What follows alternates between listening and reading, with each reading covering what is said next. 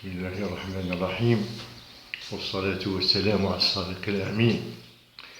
Bonjour tout le monde. Assalamu alaikum.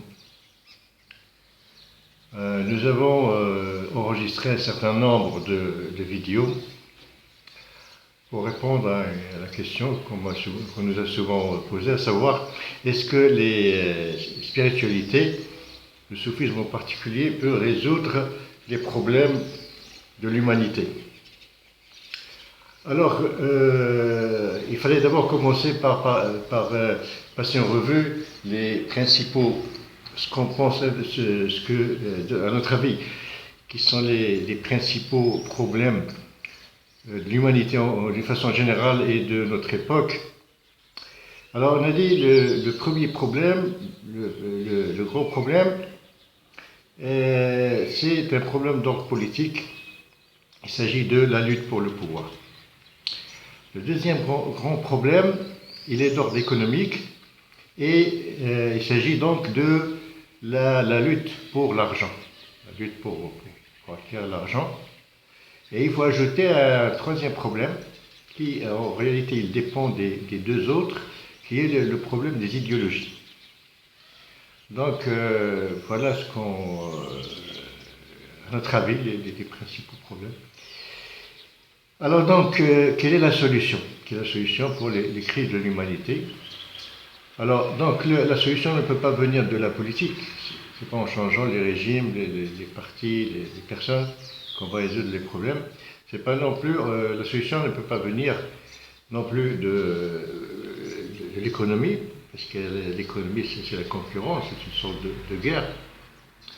La solution ne peut pas venir, on a bien vu, des idéologies, on a vu défiler des idéologies, Est-Ouest, Nord-Sud, religieux, anti-religieux, etc.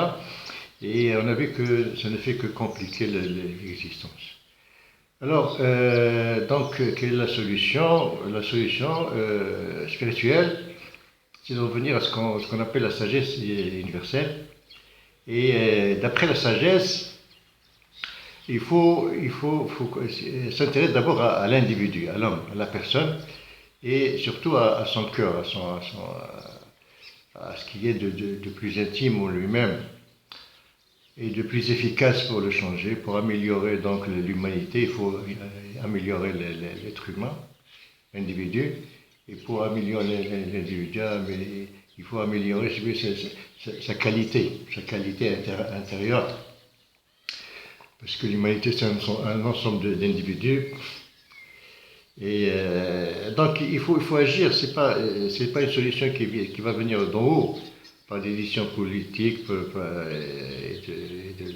le Parlement, les lois, etc. La solution va commencer donc par la base, par l'être humain.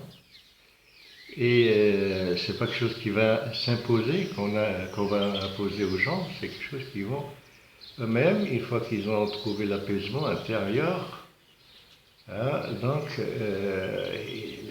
comportement va s'améliorer. Si l'état du cœur, l'état du sentiment intérieur s'améliore, donc le comportement de l'individu s'améliore automatiquement. Et à ce moment-là, si on a un certain nombre de gens qui sont arrivés donc à améliorer leur sentiment interne, donc la société, l'humanité va s'améliorer, va aller vers une situation meilleure. Alors, cela nous a entraîné aussi de voir un peu l'évolution du monde actuel. Et cette évolution, on a vu qu'il y avait une période militariste, c'était énorme, terrible, avec la compétition d'abord avec les guerres, la Première Guerre mondiale, la Deuxième Guerre mondiale. Donc il y avait la course aux armements, chercher la suprématie des puissances qui cherchaient la suprématie militaire, évidemment les pays européens, l'Angleterre, la France, l'Allemagne.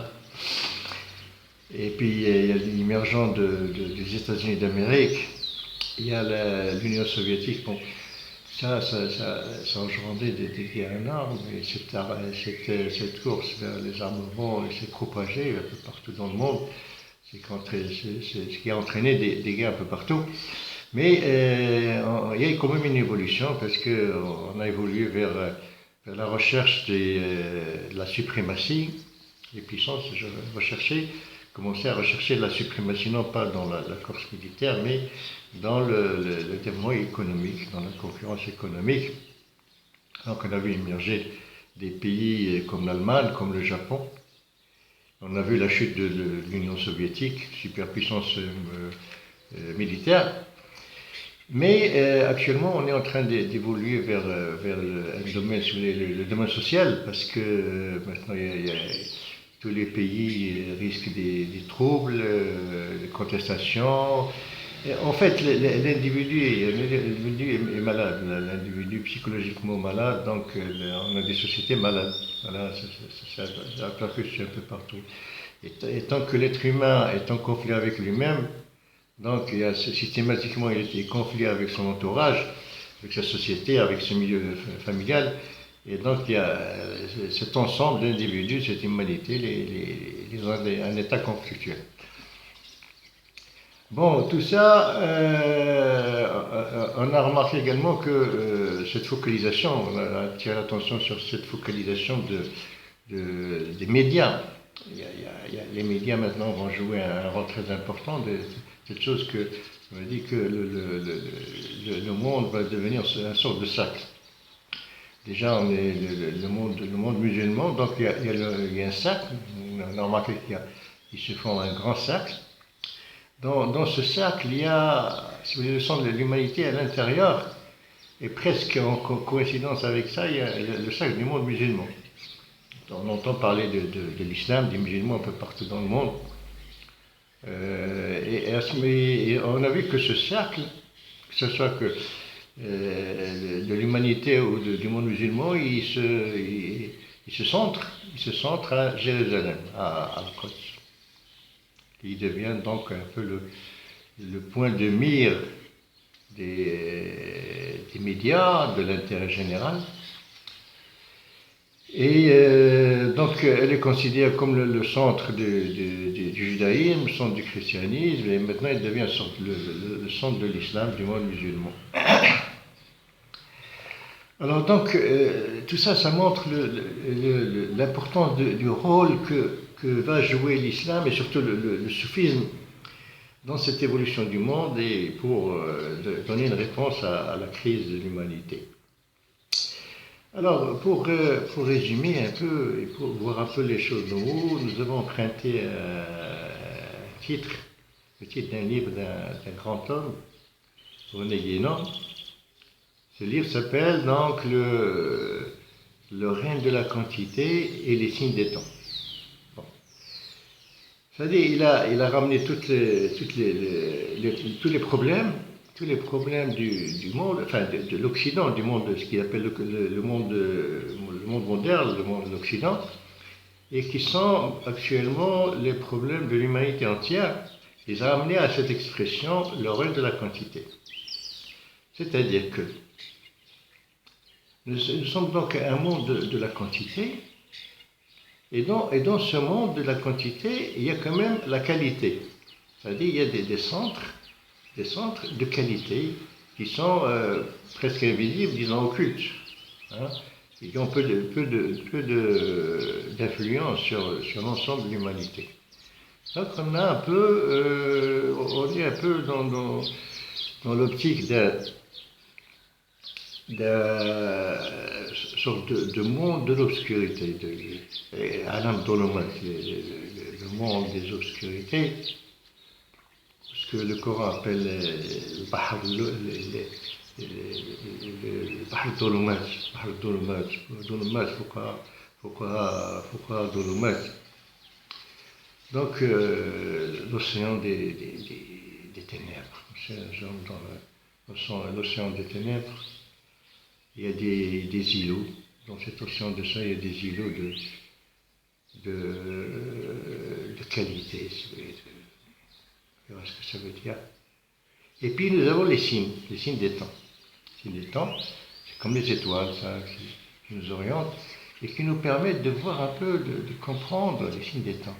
Les signes des temps, il y a notre temps d'abord, il faut comprendre notre temps. Et notre temps ne fait pas exception à ce qu'on peut appeler la marche cyclique de l'humanité. Donc, d'abord, qu'est-ce que c'est que ces cercles, ces îlots de qualité qui sont les îlots? Ce sont les cercles les cercles des invocateurs. Halak al-Dhikr et sont Riyad Myriad al-Jannah. Ce sont donc des îlots en quelque sorte paradisiaques. N'est-ce pas? On va appeler ça les sacs d'initiés. Ce sont des sacs d'initiés. Et donc, dans ce monde qui est envahi par les obscurités, l'obscurité de l'ignorance, donc il y a ces îlots, et on a vu que l'islam il devient international. Il est partout, en Chine, en Inde, en Amérique, donc il y a partout, un peu dans le monde, ces cercles qui se forment, d'ailleurs depuis un certain temps, des cercles d'invocateurs de Dieu. Et puis il y a les signes des temps. Les signes des temps, ils vont relier le début de l'histoire, de l'humanité à notre futur. Ils vont relier les signes des temps, ils vont nous permettre donc de comprendre ce qui se passe en nous et autour de nous, en ayant des clés, une sorte de clés qui vont relier le passé donc à notre futur. Si on les comprend, donc on va comprendre à la fois notre passé et notre futur, et on va comprendre pourquoi on est un peu dans quelle situation nous sommes. Alors ces signes, d'abord il y a la mémoire collective qui a gardé certains souvenirs. Alors parmi ces souvenirs, on nous parle du paradis perdu. Donc il y avait dans l'humanité, à une certaine époque, probablement au début, l'humanité vivait dans une sorte de paradis terrestre, qui est perdu. Il y a également ce qu'on appelle la parole perdue. Une parole qui reliait toute l'humanité et qui est perdue. On la retrouve perdue. Donc, paradis perdu, la parole perdue, des choses également plus tard, qui vont venir plus tard, le tabernacle perdu, les tablettes de Moïse perdues, le Gérard perdu. Bon. On a vu avec René Guénon, ça renvoie à des centres initiatiques. Ça renvoie donc il y a un centre spirituel universel, qu'on appelle en arabe Diwan. Et à partir de ce cercle polaire, ce cercle polaire, il forme d'autres cercles. C'est à partir de ce cercle polaire qui est l'origine de tous ces cercles d'initiés. Il forme des cercles un peu partout dans le monde qui sont le prolongement du cercle spirituel polaire. Donc ces cercles d'invocateurs, c'est l'article, ils sont un peu comme les étoiles du ciel.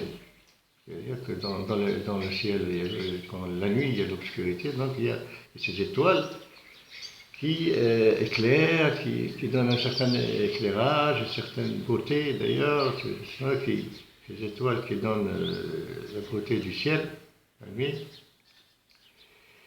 Et il nous permet de nous guider l'humanité, en quelque sorte de la polariser. Bon, alors où est-ce qu'on va?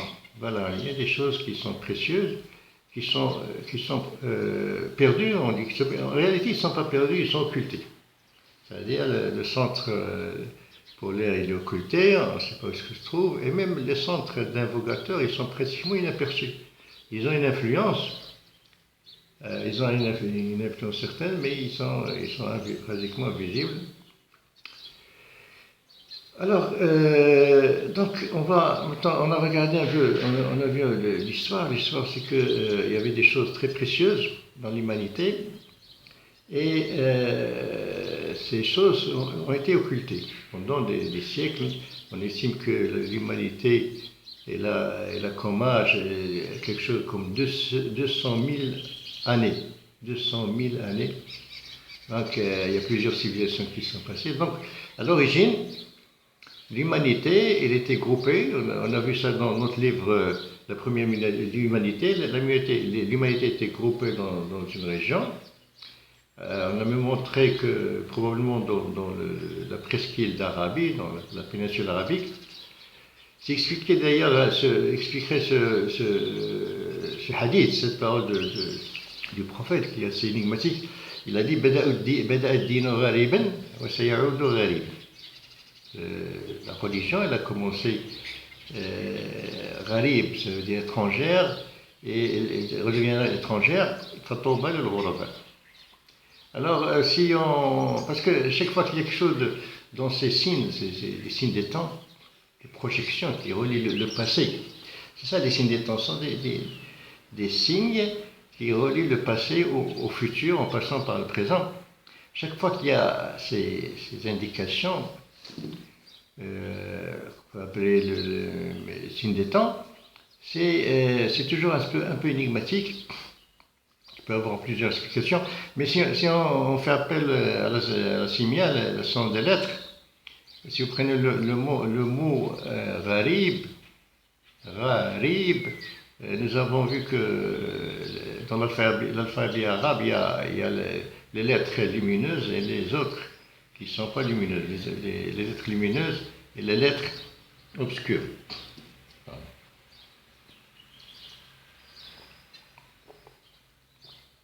Donc si vous basez sur la simia, donc ce mot gharib, le reyn, le reyn n'est pas une lettre lumineuse, c'est une lettre obscure. Il y a un procédé dans la simia, c'est de remplacer une lettre obscure par la lettre lumineuse qui lui correspond. Donc la lettre lumineuse qui correspond au reyn, c'est le ayn. Et si vous remplacez le reyn par dans le mot gharib, vous remplacez le reyn par le ayn, ça vous donne harib. Harib. Touba lil-ghuraba, c'est-à-dire Touba lil-uraba. Donc ça a un rapport avec l'Arabie. Et quand on parle du din, le Coran dit din indallah l'islam. Din indallah l'islam, c'est la religion de Dieu. C'est la religion de Dieu qui est chez Dieu. Donc il a été toujours présent. Donc le véritable din n'est pas apparu à partir de l'apparition de l'islam que nous connaissons. C'était le vrai din, donc depuis le début, c'est ce qu'on peut appeler la tradition primordiale. Donc le din, on peut appeler la tradition universelle, a commencé en Arabie, et puis comme on est à la fin des temps, il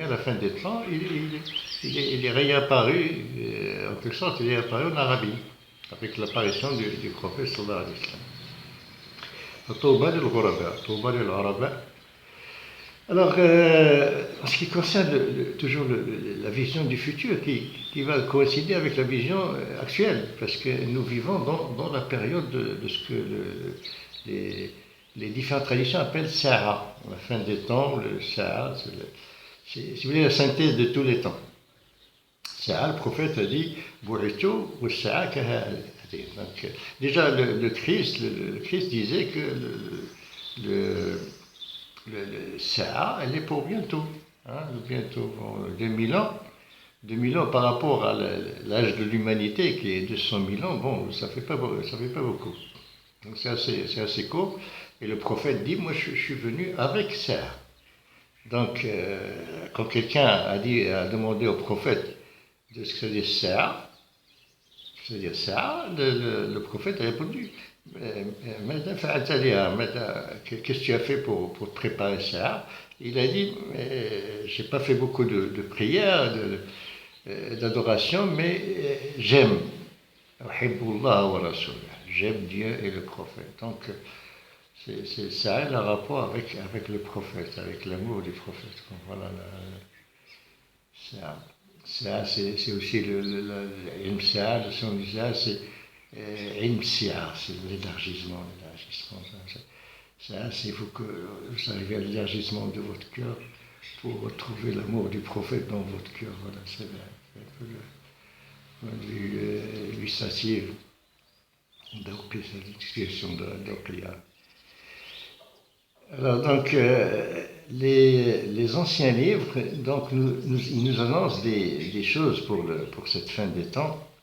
Et parmi ces choses, ce qui m'a attiré mon attention, c'est cette question qu'à une certaine époque, c'est annoncé donc dans Torah, il va y avoir des gens, qui, ça c'est très important, il va y avoir des gens qui sont aimés par Dieu, ils sont les élus de Dieu, sont les élus du Dieu, et on les appelle les témoins de Dieu, ceux qui sont témoins de la présence de Dieu.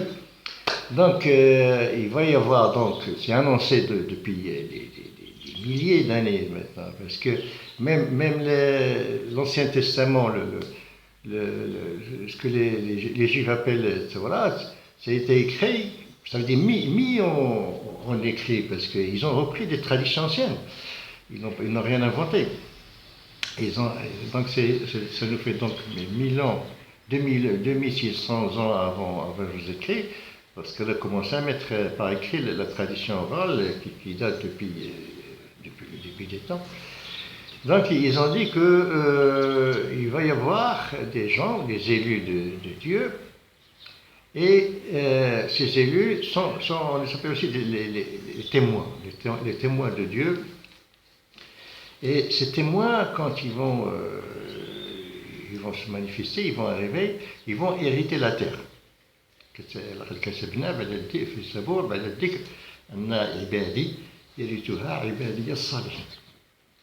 Donc il était écrit depuis toujours dans les anciens livres que la terre va devenir l'héritage de ces témoins de Dieu. Bon. Alors, et là on arrive à parce que pour ce qui est des centres, du centre polaire, on a vu le centre polaire, il était au Maroc, il était dans la montagne à Alam avec Ibn Mashish. Et il était aussi à Ouazen, il y avait 12 pôles qui sont suivis. Et ces pôles, le centre polaire qui était donc au Maroc, il a structuré la société marocaine. On a des traces.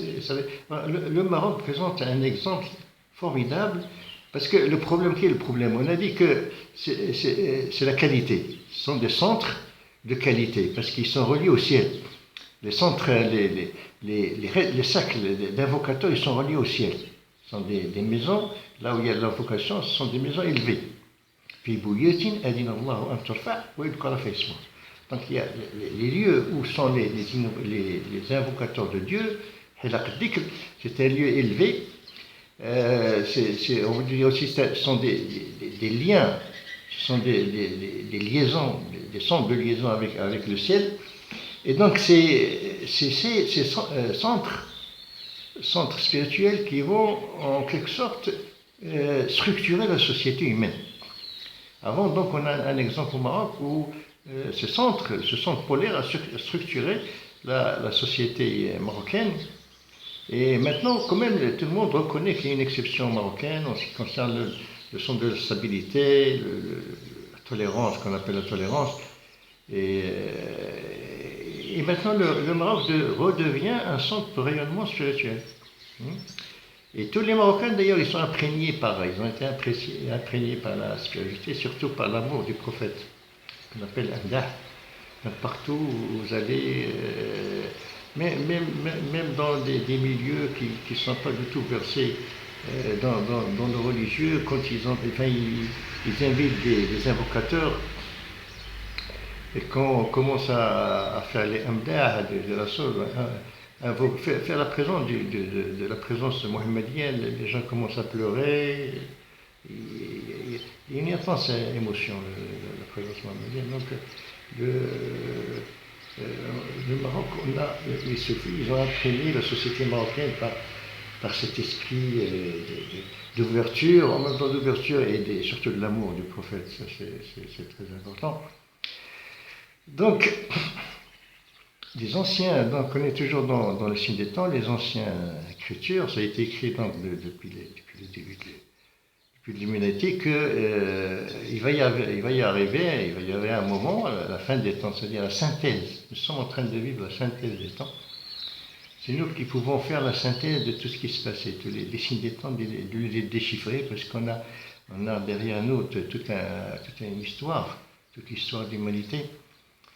Et donc maintenant, il y a un transfert des connaissances un peu partout. Les traditions se relient actuellement, donc on peut déchiffrer le puzzle qui est en train de se former. Donc, il y a quelque chose qui a été annoncé pour donc, ces fins des temps qui sont très importantes. Donc, à la fois, on vit dans une fitna, dans quelque chose de chaotique en apparence, mais il paraît que tous les prophètes, ils ont envie, ils demandent d'être présents avec nous. Et effectivement, tous les prophètes sont présents avec nous. Donc, les signes des temps, ils ont dit qu'il va y avoir, à la fin des temps, disons une nation qui sont les témoins de Dieu. Et alors la terre, ils vont hériter la terre. Et on dit que cette terre va redevenir le paradis terrestre. Cette terre va devenir le paradis. Et justement, c'est ce qu'on voit. L'islam, on est en train de voir, il est un peu partout maintenant. Donc, le témoignage, c'est la base même de l'islam, c'est le premier fondement de l'islam, Shahadu la ilaha illallah. Alors ça se répète sur les minarets, le muezzin, dans le Coran, la lecture du Coran partout. Donc on est en train de retrouver le paradis perdu. Tout ce qui était perdu, ou plus exactement était occulté. C'est-à-dire c'était une question de minorité, une question de la qualité qui est noyée dans la mer de la quantité. Donc, le monde musulman, c'est l'islam un peu partout, les sectes d'invocateurs qui sont des halaq al-dhikr, sont des jardins du paradis. Donc, la terre est devenue la mosquée. La terre entière est devenue la mosquée du prophète Sayyidina Mohammed. ودعت لي الأرض مسجدا. Donc la terre est devenue une mosquée. Donc c'est un lieu de prière, de rencontre, de liaison avec l'absolu. Et donc maintenant, ce qu'on nous a annoncé, à la fois en ce qui concerne le passé, ce qui était perdu, la qualité perdue, et ce qu'on a annoncé pour la fin des temps se rejoint, n'est-ce pas? Donc tout est retrouvé, le fameux livre perdu, on appelle aussi le livre d'Adam qui est perdu, donc il est retrouvé, c'est le Coran. La fameuse parole perdue, c'est la ilaha illallah. Le prophète dit, si on met les 7 terres et les 7 dieux dans une balance, et on met la ilaha illallah dans l'autre partie de la balance, la ilaha illallah pèse plus lourd que les 7 cieux, les 7 terres, c'est-à-dire les mondes de la manifestation et les mondes spirituels. Donc, d'ailleurs, tout ce qu'on est en train de raconter, c'est la sonde de la ilaha illallah. Parce que je parle de la signa, c'est l'émia, c'est le son du lame de la ilaha illallah. Et le Coran dit fa'lam annahu la ilaha illallah. Donc la ilaha, c'est une science. On est en train de développer la science de la ilaha illallah. C'est pas prendre pour ni de la philosophie grecque, ni de la philosophie hindouiste ou bouddhiste. On est en train de parler de la ilaha illallah, Muhammad Rasulullah. Tout ça, c'est la ilaha illallah, Muhammad Rasulullah. C'est tout.